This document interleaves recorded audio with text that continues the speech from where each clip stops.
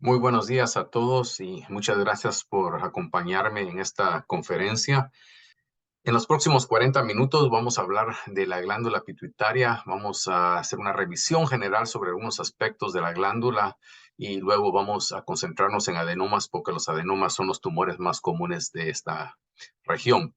Como ustedes saben, la Organización Mundial de la Salud cambió la manera que clasificamos estos tumores. Son considerados ahora tumores neuroendocrinos y lo que hizo la Organización Mundial de la Salud es que antes los clasificábamos de acuerdo al tipo de hormona que producían o a la enfermedad que producían. Por ejemplo, aquellos que producían hormona del crecimiento, los llamábamos adenomas productores de hormona de crecimiento, prolactinomas, o aquellos que causaban Cushing, pues adenomas de Cushing hoy en día se llaman de acuerdo a las células del cual se originan. Por ejemplo, los prolactinomas se llaman lactotrofomas y aquellos que dan enfermedad de Cushing se llaman corticotrofomas. Otra cosa que es importante es que el término agresivo en un adenoma está no solo definido por factores histológicos y clínicos, sino también por su apariencia en resonancia magnética. Para nosotros como radiólogos esto no cambia mucho lo que hacemos diariamente. Todavía estamos tratando de determinar en un paciente sintomático la presencia de un microadenoma o la presencia de un macroadenoma y la relación de estas dos lesiones con las estructuras vecinas. En los próximos 35 minutos vamos a ver un poquito de la anatomía, vamos a revisar la presentación clínica de los adenomas, principalmente concentrarnos en cómo obtenemos las imágenes y cómo interpretar esas imágenes, qué quieren decir estos hallazgos en las imágenes. Vamos a hablar también de apoplejía, es un término que hay ligera confusión en él y quiero que quede claro. Y luego, muy brevemente, vamos a hablar de los objetivos del tratamiento médico y quirúrgico en estos pacientes. Comencemos con un poquito de la anatomía y como sabemos, la glándula, como muchos órganos en el cuerpo, es una región la cual cambia con la edad del paciente. Si vemos a los niños menos de 2 meses de edad, la adenohipófisis va a ser brillante, indistinguible de la neurohipófisis, y esto comienza a cambiar alrededor de los 2 a 4 meses y más o menos con estos niños ya tienen 1 año de edad. La glándula va a tener su apariencia normal, que es la adenohipófisis, va a ser isointensa y la neurohipófisis va a ser hiperintensa. Más o menos, la glándula permanece del mismo tamaño a través de la niñez, 6 milímetros de altura, pero cuando los niños llegan a la edad de ser adolescentes, comienza a aumentar de tamaño principalmente en las niñas. Y en mujeres la glándula va a cambiar de acuerdo a ciertos estados fisiológicos, como son eh, unos días antes de su periodo menstrual, durante el embarazo y el posparto inmediato. Y en estas situaciones la glándula puede estar ligeramente agrandada, puede tener inclusive 13 milímetros de altura, y lo que tenemos que estar seguros cuando vemos una glándula que está agrandada en una mujer es ver si se encuentra en alguno de estos periodos que inducen crecimiento fisiológico de la glándula, porque no debemos de llamarla anormal.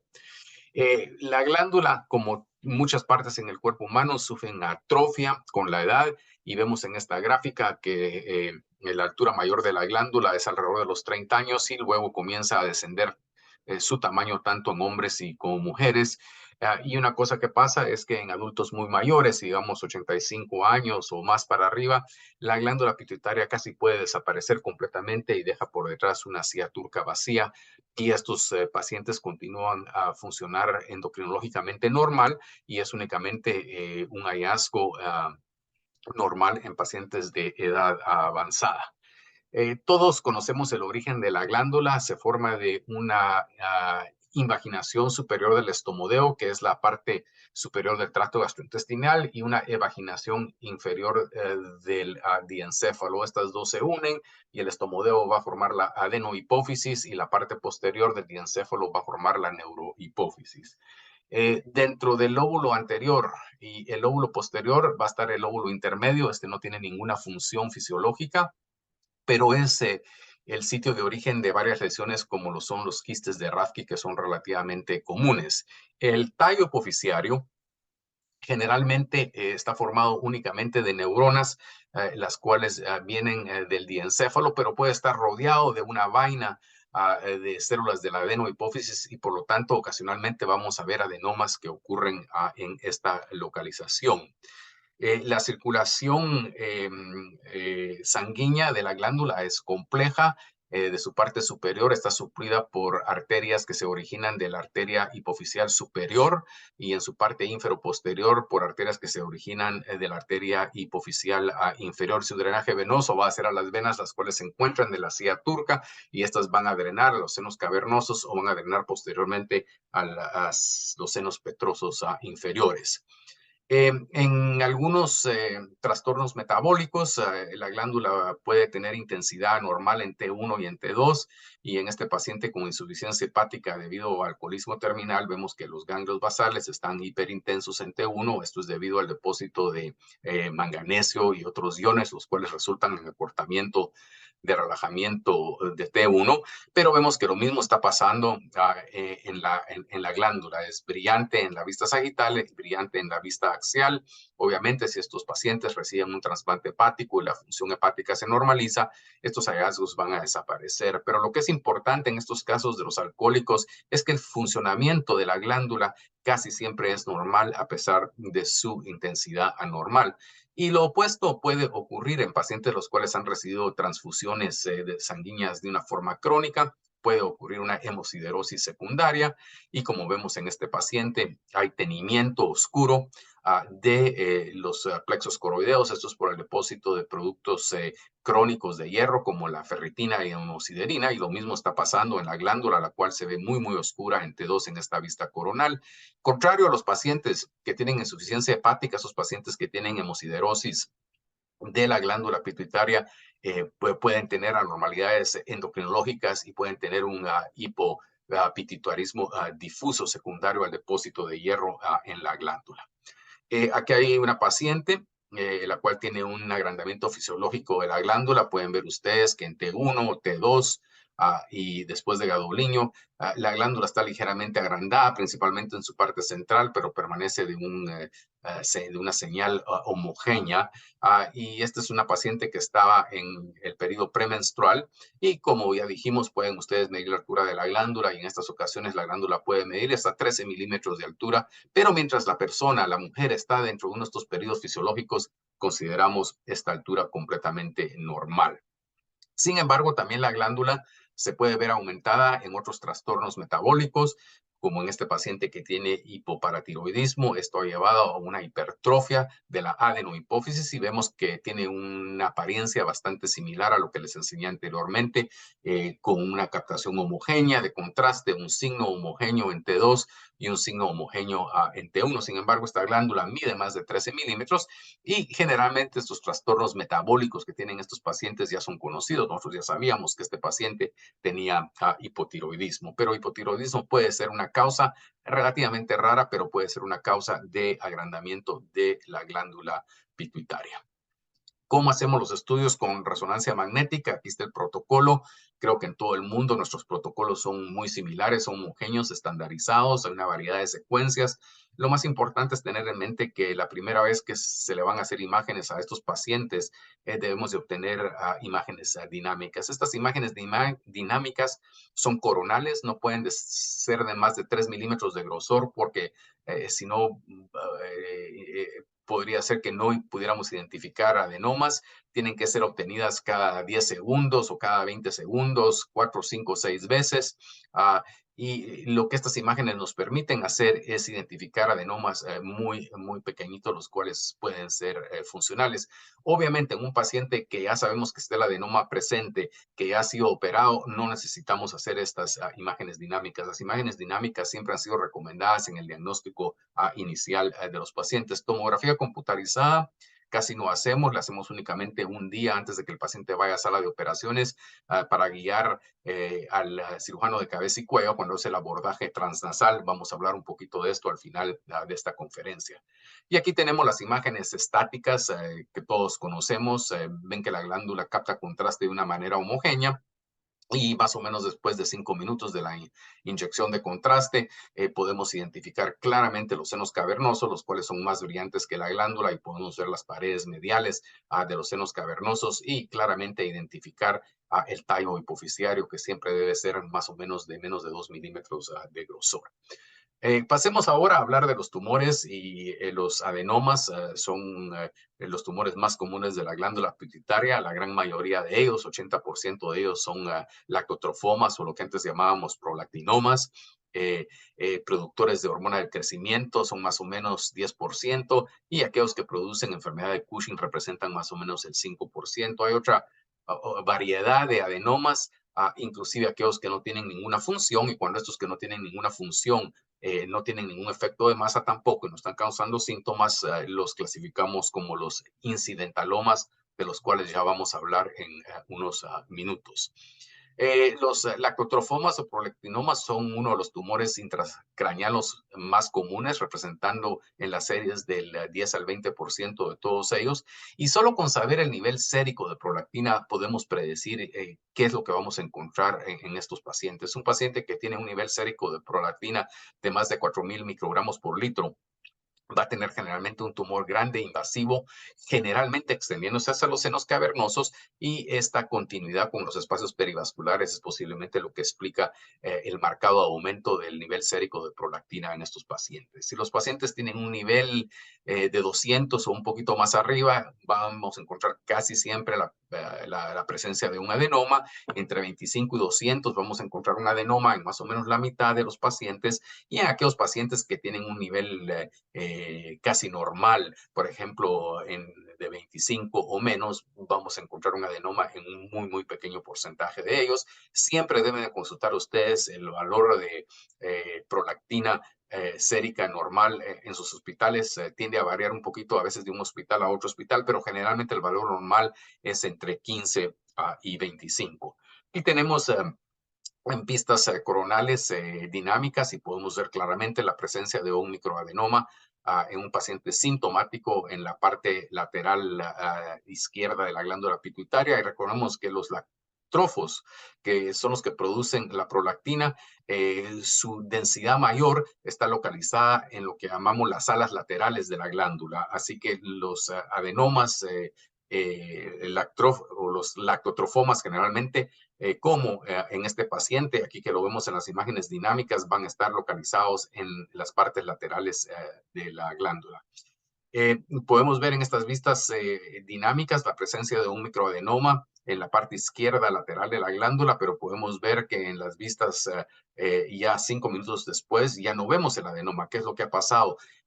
Ya ha habido un poco de washout del gadoliño fuera del adenoma, fuera de la glándula, perdón. Ha habido incorporación del gadoliño dentro del adenoma, y la intensidad del adenoma y la intensidad de la glándula se han nivelado, están al mismo nivel o a la misma intensidad, y por lo tanto perdemos la habilidad de distinguir el adenoma de la glándula pituitaria, la cual inicialmente capta más contraste que los adenomas. Por eso son importantes las imágenes dinámicas.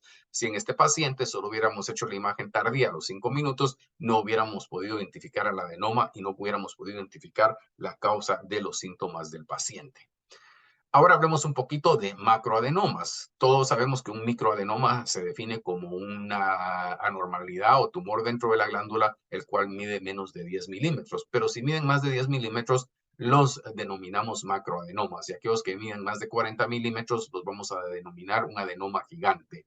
La mayoría de microadenomas ocurren en mujeres, la mayoría de macroadenomas ocurren en hombres. La mayoría de microadenomas funcionan en las mujeres.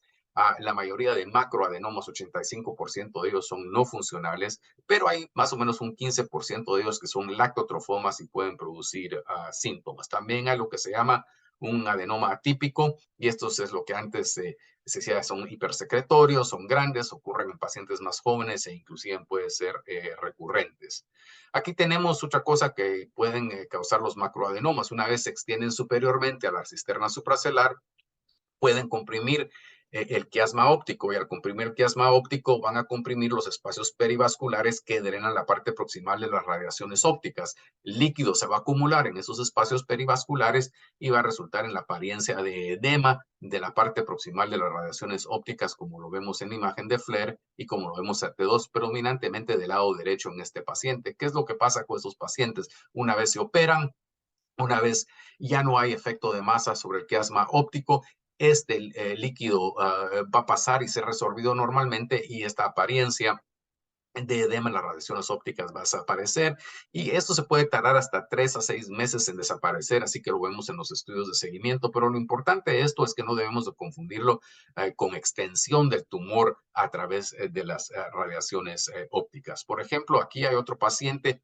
Pueden ver ustedes la parte superior del macroadenoma captando contraste hipointenso en T2, y pueden ver ustedes el edema de la parte proximal de las radiaciones ópticas de una manera bilateral. Creo que si tuviéramos una masa supracelular del hipotálamo, podríamos ir extendiendo a través del aparato óptico. Sin embargo, noten que no hay captación de contraste a ese nivel.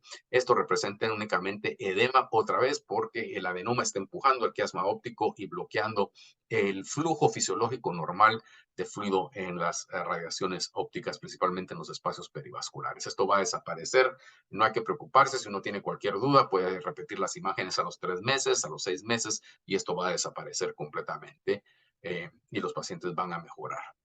Aquí hay dos ejemplos de macroadenomas agresivos. En el caso que ven en la parte izquierda de la pantalla, es un adenoma que está creciendo igualmente en su parte intracraniana y exocraniana.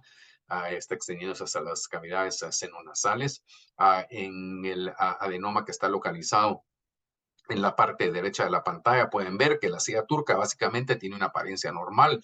No hay adenoma intracraniano, sino que este macroadenoma se ha extendido inferiormente y anteriormente para involucrar las cavidades senonasales. Algunas veces se dice que estos son adenomas ectópicos porque no hay adenoma dentro de la glándula pituitaria. Permítanme, voy a regresar.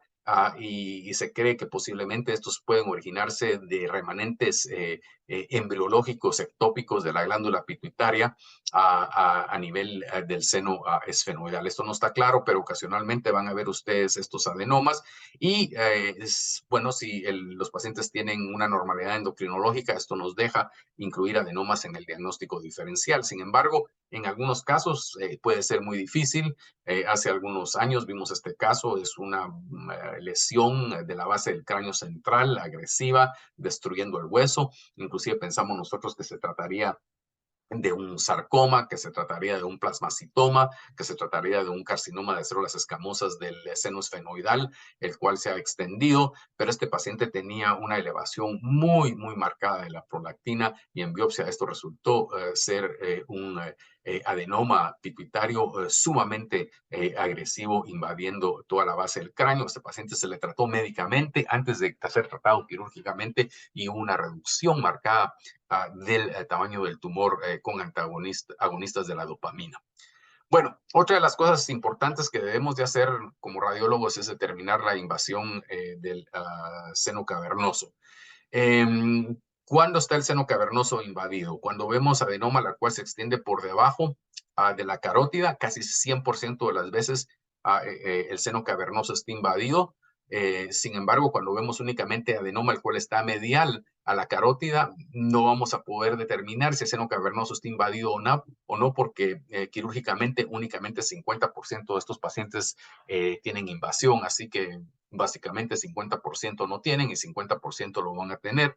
Y si el adenoma se extiende por arriba de la carótida interna hacia la parte lateral del seno cavernoso, otra vez estos pacientes van a tener invasión del seno cavernoso en casi 100% de los casos.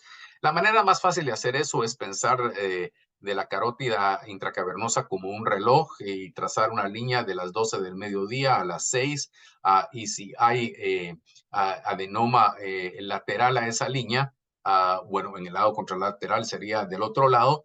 Pero si se extiende más allá de las 12 o las 6, la invasión del seno cavernoso es casi del 100% en estos pacientes, y podemos dictarlo de esa forma. Aquí tenemos un paciente el cual tiene un macroadenoma con la típica figura de número 8. Noten que en el seno cavernoso del lado derecho y hay la presencia de macroadenoma superior y lateral a la carótida interna. Por lo tanto, este seno cavernoso se puede decir que está invadido. No podemos decir lo mismo del el lado contralateral, en que ustedes ven que hay extensión al seno cavernoso, lo cual sugeriría que podría estar invadido, pero esta extensión no está más allá de las 12 del mediodía en esa carótida. Por lo tanto, esta extensión puede ser real o no puede ser real, porque como ya dijimos, con estos pacientes en unas series han sido operados, han encontrado que hay extensión en 50% de los casos, pero que a pesar de los hallazgos imagenológicos en 50% de los casos, no hay extensión. El tumor se ha insinuado entre el seno cavernoso, pero no ha roto la pared medial dural del seno cavernoso para invadir directamente el seno cavernoso.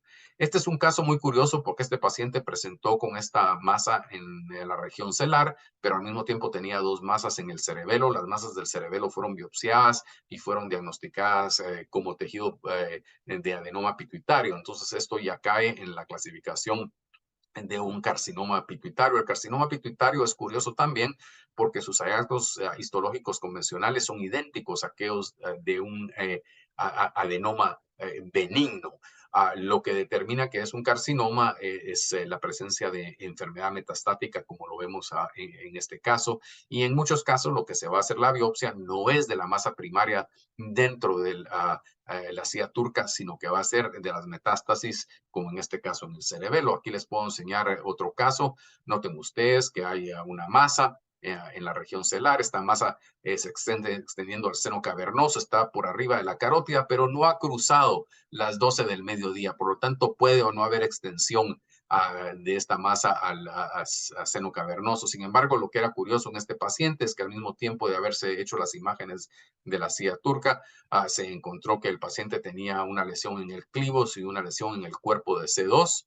La lesión en el clivos posiblemente era extensión directa de la masa de la glándula pituitaria, pero la lesión en C2 fue biopsiada y resultó ser también un adenoma pituitario. Pueden ver ustedes también que captaba radiofármaco con el estudio de medicina nuclear. Este es otro paciente en que la presencia de una metástasis con tejido de adenoma pituitario hace el diagnóstico de un carcinoma pituitario metastático en ambos casos. Así que tener cuidado con estos casos de metástasis, y siempre es generalmente la metástasis lo que se va a biopsiar para hacer el diagnóstico. Bueno, ¿qué es el diagnóstico diferencial de micro y macroadenomas? Es relativamente extenso. En esta pantalla yo les he listado más o menos 7 u 8 entidades de diagnóstico en cada uno. No hemos tenido tiempo de hablar de nada más acerca de los adenomas, pero más que los adenomas, pero lo que quiero recalcar en esta pantalla es que debemos de tener en nuestra mente la posibilidad de un incidentaloma. ¿Qué es un incidentaloma? Es una lesión que no causa síntomas endocrinológicos, que no causa síntomas por efecto de masa, es relativamente pequeña, y no tiene ninguna normalidad en los estudios de laboratorio. Entonces, una lesión incidental, la cual no la debemos de confundir con una lesión verdadera, porque la operación de sus pacientes no está indicada y, como vamos a ver, pueden haber problemas de morbilidad secundaria a la cirugía. Estos incidentalomas son comunes, se ven hasta una tercera parte de todos los estudios de resonancia magnética de cerebro. Pueden ser debidos a artefactos de susceptibilidad magnética ocasionados por la aireación inferior del seno esfenoidal o por la presencia de septos gruesos en el seno esfenoidal. Puede haber eh, volumen parcial de las carótidas internas, principalmente cuando la pared medial de los senos cavernosos es débil, incompleta o fenestrada y las arterias carótidas se juntan en el centro. Podemos creer, al hacer los cortes sagitales, que hay una lesión dentro de la glándula pituitaria. Como ya dijimos también y mostramos al principio de la plática, no hay que confundir la hipertrofia fisiológica con una masa, la cual podría ser quirúrgica. La silla turca es casi siempre no una lesión quirúrgica, puede estar asociada a otras cosas como hipertensión endocraniana, pero no es no es un hallazgo que pueda llevar a cirugía. Y luego tenemos otras cosas, inclusive varios hallazgos vasculares que tenemos que tener mucho cuidado con no confundirlos con una lesión verdadera. Y todos creo que hemos aprendido cuando fuimos residentes que dentro del diagnóstico diferencial de las lesiones de la glándula pituitaria siempre debemos de incluir estas lesiones o estos hallazgos vasculares. Los adenomas, como ya mencionamos también, pueden ser incidentales. ¿Qué son los adenomas incidentales? Son los que son que no tienen ninguna anormalidad endocrinológica, son inactivos, generalmente son adenomas bastante pequeños, midiendo 2 a 3 milímetros de tamaño. Los adenomas incidentales grandes son muy raros. Y recordémonos que en todos los adenomas tienen en autopsia, hasta 10% de los pacientes pueden demostrar adenomas incidentales, así que encontrar adenoma incidental es relativamente común. En esta pantalla les quiero mostrar varios hallazgos vasculares que no deben de ser confundidos con lesiones, porque obviamente operar estos hallazgos vasculares llevaría a una catástrofe en el quirófano. En la parte superior izquierda de la pantalla tienen ustedes lo que se llama kissing carotids, carótidas que se están besando. Estas están aproximándose en la línea media debido, como ya dije, a una normalidad de la pared dural de la parte medial del seno cavernoso y pueden comprimir la glándula pituitaria. La función de la glándula pituitaria en estos casos generalmente es normal en la gran mayoría de pacientes, pero la compresión de ella puede llevar a una disfunción de la glándula. Obviamente, algo que no queremos confundir. En, en la parte inferior derecha de la pantalla pueden ver ustedes que la carótida del lado derecho es normal, pero la carótida del lado izquierdo también se está proyectando hacia la silla turca, comprimiendo la glándula pituitaria. Así que en el caso que les enseñé anteriormente, la medialización de las carótidas es unilateral, pero también puede ser unilateral.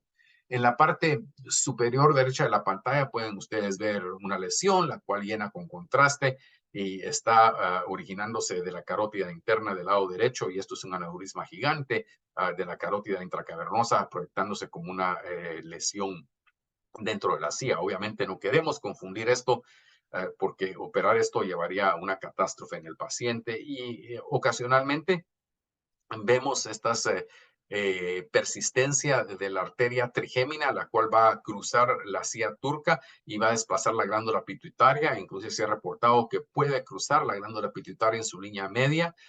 Estas anormalidades, como ustedes saben, son incidentales, pueden tener aneurismas en otros lugares asociados a ellas y generalmente son asintomáticas desde un punto de vista endocrinológico. Sin embargo, ocasionalmente en la literatura uno encuentra un reporte de un caso en que había una arteria carótida y el paciente estaba endocrinológicamente sintomático. Yo nunca he visto un paciente que tenga síntomas de una arteria trigémina persistente, al menos que el paciente haya tenido un aneurisma en otro lado y tenga una hemorragia.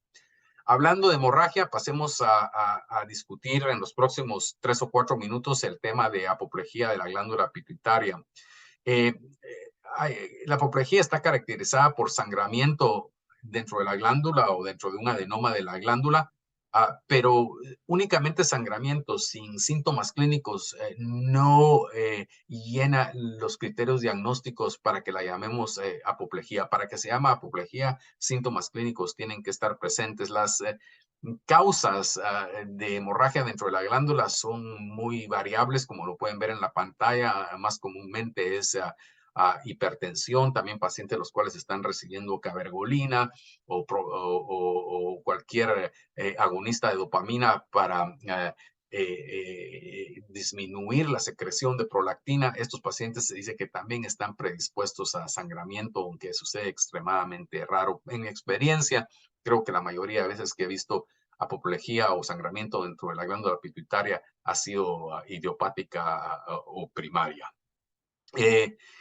¿Qué es lo que queremos decir cuando decimos que el paciente tiene que tener síntomas? El paciente tiene que tener un sangrado dentro de la silla turca, dentro de la glándula, pero también tiene que tener los siguientes síntomas. Tiene que tener cefaleas agudas y severas. Puede tener problemas de campo visual, principalmente mianopsia bitemporal, la cual es debida a la compresión superior sobre la parte medial del quiasma óptico. Pueden tener una neuropatía de los pares del cráneo, generalmente debida a compresión de la parte cisternar de los tercer par craneales, o si hay extensión lateral, hay compresión de los senos cavernosos, y entonces va a haber una neuropatía de todos los pares del cráneo, los cuales cruzan por el seno cavernoso. Sería 3, 4, 6, B1 y B2, y van a tener los pacientes lo que se llama un síndrome del seno cavernoso. También pueden tener, como vamos a ver en unos momentos, hemorragia subaracnoidea. No solo hemorragia subaracnoidea, pueden tener, debido a la hemorragia subaracnoidea, hidrocefalia, inclusive pueden tener un hematoma retroclival cuando el sangramiento de la glándula se ha extendido por debajo de las meninges, y este hematoma retroclival puede ser de forma epidural o forma subdural. En la parte izquierda de la pantalla tenemos una lesión quística de la glándula, la cual contiene un nivel de sangre. Lo pueden ver ustedes acá en la imagen T2. Sin embargo, esta es una lesión pequeña, completamente asintomática. Fue incidentalmente encontrada en este paciente. Entonces, a este paciente no le podemos hacer el diagnóstico de apoplejía, porque el paciente, a pesar de que tiene sangramiento en una lesión intrapituitaria, el paciente no tiene síntomas. Lo opuesto en el paciente que vemos del lado derecho de la pantalla, en el que el paciente vemos el nivel de sangre. Vamos a ir para atrás, el nivel de sangre, pero ustedes pueden ver que hay extensión supracelular de la lesión y hay compresión del quiasma óptico, y esa compresión del quiasma óptico ha resultado en mianopsia bitemporal y en parálisis de los tercer par craneales. Este paciente tiene síntomas, y la presencia de esta hemorragia en la glándula pituitaria entonces hace el diagnóstico de apoplejía de la glándula pituitaria. Aquí tenemos otro paciente. Noten ustedes la extensión supracelular del adenoma. Es hiperdenso debido a la hemorragia que tiene en tomografía computarizada. Es hipodenso en las imágenes de ecos gradientes, pero si ponemos atención tanto en la resonancia magnética como en la tomografía computarizada, podemos ver la presencia de hidrocefalia, la cual es secundaria a sangramiento intraventricular, y la presencia de hemorragia subaracnoidea en la parte posterior de las fisuras de Silvio de una forma bilateral. Así que este paciente no solo está asintomático, sino que tiene una hemorragia extensa dentro del tumor y dentro de la glándula pituitaria, extendiéndose a la región supracelular y extendiéndose hacia el espacio subaracnoideo. Bueno, pasemos a hablar unos 2-3 minutitos acerca del tratamiento. ¿Cuáles son las metas del tratamiento? Pues varían un poco. En microadenoma quisiéramos hacer la resección total del microadenoma para llevar a la cura total del paciente y restaurar a ese paciente una función endocrinológica normal. Esto no va a ser posible en macroadenomas. La resección total de los macroadenomas no es posible. No se puede resectar la cápsula del macroadenoma, porque esta cápsula ha tenido procesos inflamatorios y está adherida a los nervios, al quiasma óptico, a estructuras vasculares. Entonces, lo que los cirujanos van a entrar a hacer es sacar el contenido de este macroadenoma, dejar la cápsula intacta, y esa cápsula, al haber sacado el contenido, con el tiempo que va pasando, se va colapsando. Si quedó algún tejido de macroadenoma y este tejido es funcional, se le puede dar al paciente tratamiento médico. Si todo esto falla, se le puede dar al paciente radioterapia, aunque generalmente la radioterapia no está aconsejada en pacientes que tienen adenomas. ¿Por qué? Porque el adenoma está muy, muy cerca del quiasma óptico, y podemos hacerle daño al quiasma óptico con la radiación y producir una quiasmitis post-radiación o una neuritis óptica por radiación, y estos pacientes no van a tener muy buen pronóstico, porque estas neuritis inducidas por radiación pueden llevar a isquemia del quiasma, isquemia de los nervios ópticos, resultando en ceguera completa de estos pacientes. Aquí podemos ver un paciente que fue tratado con un agonista de los lactrófagos, y este paciente creo que le habían dado cabergolina, y una de las cosas que es típica de la cabergolina es la necrosis quística de los adenomas. En la parte superior izquierda de la pantalla pueden ustedes ver la figura de 8 de este adenoma, que tiene extensión intracraneal y dentro del seno esfenoidal, y en la parte derecha de la pantalla pueden ver ustedes que después de gadolinium pues tiene las mismas características que todos los otros macroadenomas, una figura de 8, se extiende inferior y superiormente. Pero noten que después del tratamiento con cabergolina, la masa, el volumen tumoral se ha reducido tanto en su vista sagital como en su vista coronal, pero la mayoría de este tumor ahora está necrótico y tiene una apariencia quística con captación de contraste en la periferia de la lesión, pero la lesión central ya no capta contraste debido a la necrosis. Y la cabergolina es un medicamento el cual puede llevar a estos cambios quísticos o pseudoquísticos debido a necrosis en el seguimiento del paciente. Y no debemos de confundir esto con otro tipo de lesión o con algo raro, sino que esto puede pasar en algunos pacientes y debemos de esperarlo después del tratamiento. Desde el punto de vista quirúrgico, el abordaje transnasal generalmente se hace o en institución por los cirujanos de cabeza y cuello. Obtenemos una tomografía de cabeza y cuello 24 horas antes de que el paciente va a ir a sala de operaciones. Y en el abordaje transquirúrgico lo que ellos hacen es levantar la mucosa de la parte posterior del septo nasal. Y al levantar esta mucosa, le van a dejar por detrás, como vemos acá, un pedículo vascular para que no vaya a tener necrosis. Una vez ya han resecado el adenoma y para cerrar el hoyo en el piso de la silla turca, le van a dar vuelta a esta mucosa. La cara viva de la mucosa va a estar contra el hoyo del seno esfenoidal y la parte de la mucosa va a estar viendo hacia afuera, hacia las estructuras o cavidades senonasales para retener este flap que se pone así para arriba. Generalmente hay que ponerle al paciente algo adentro por unos días y generalmente lo que se utiliza es una sonda de Foley, se llena el balón y el balón va a detener el flap nasoseptal en posición mientras comienza a cicatrizar. Unos días más tarde se desinfla el balón, se le saca al paciente la sonda Foley de la nariz y ya hay cicatrización parcial y ya no va a desprenderse este flap. Aquí tenemos unas ilustraciones de un artículo en AJNR hace algunos años. Pueden ver ustedes que han levantado la mucosa nasal de la parte posterior del septo, han dejado el pedículo vascular, luego le han dado la vuelta para cerrar el hoyo y en este caso le pusieron otra vez un catéter con un balón para detenerla en posición mientras comienza a cicatrizar. Lo que este diagrama no ilustra adecuadamente es que han dejado el septo posterior sin mucosa, y esto no se puede dejar. No podemos dejar cartílago expuesto en un área como las cavidades nasales, las cuales son contaminadas porque el cartílago se va a infectar y vamos a tener una condritis y luego el paciente va a tener muchas complicaciones. Entonces lo que el cirujano de cabeza y cuello entra a hacer después de que el neurocirujano ha terminado la resección del adenoma van a entrar a cortar y a resectar la parte posterior del septo nasal de donde se originó esa mucosa, la cual están utilizando para recubrir el agujero que hicieron en la base del cráneo.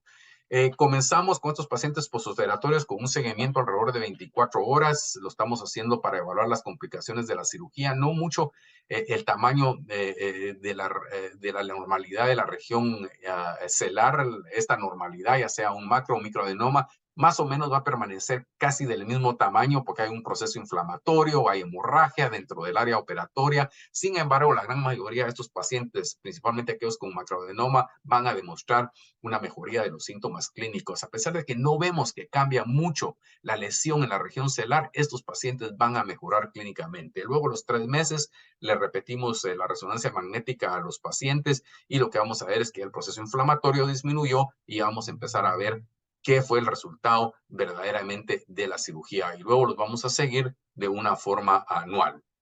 Aquí hay un paciente, pueden ver ustedes, tiene un macroadenoma. Inmediatamente después de la cirugía hay una esponja con una férula, la cual está sosteniendo la estructura del flap septonasal en posición para ocluir el hoyo que se le hizo en la base del cráneo al paciente. Noten que hay disminución marcada del volumen donde estaba la lesión. Sin embargo, no ha desaparecido completamente. 3 meses más tarde, ya eso comienza a desaparecer y comienza a verse más normal. El seguimiento de un año, ven ustedes la presencia de tejido residual, el cual capta contraste en la base de la silla turca y pueden ver ustedes que la mucosa el flap septonasal enriquece o capta contraste normalmente, es delgadita. Si el paciente tiene alergias o tiene la gripe o el catarro, esta mucosa puede engrosar y lo que queda dentro de la silla turca, esto que capta contraste es una combinación de tejido de granulación, de fibrosis, de adenoma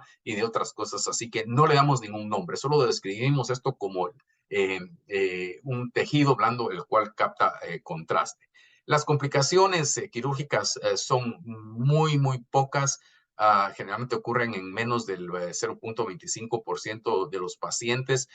Y como vemos en este caso, en el cual se levantó el paciente con una parálisis del tercer par craneal bilateral, lo que había ocurrido en este paciente es un infarto de la parte medial del mesencéfalo, involucrando el tracto de estos pares craneales. Noten que en la vista coronal de este paciente vemos la presencia casi del volumen de la lesión, pero sin embargo vemos donde el cirujano ha entrado a excavar esa lesión y la mayoría del tejido del adenoma ha sido retirado. Esto va a colapsarse y va a permitir que ya no haya ningún efecto de masa sobre los tejidos vecinos.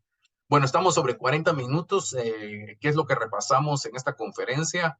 Bueno, hablamos de la anatomía normal de la glándula y el seno cavernoso. Hablamos de la presentación clínica de los adenomas y cómo usamos resonancia magnética para obtener imágenes y hacer el diagnóstico. Hablamos un poquito del diagnóstico diferencial y de los protocolos. Asimismo, hablamos de apoplejía y lo definimos como una condición que es clínica en la que el paciente tiene que tener síntomas. Hablamos de los incidentalomas, no confundirlos con lesiones reales, porque operar en estos pacientes tiene morbilidad y a veces mortalidad. Y hablamos brevemente de los tratamientos, tanto médicos como quirúrgicos. Y si ustedes tienen alguna duda, me pueden enviar un correo electrónico. Aquí está mi dirección de correo electrónico. Yo con mucho gusto trataré de contestárselas. Otra vez, muchísimas gracias por acompañarme y muchísimas gracias por haberme invitado.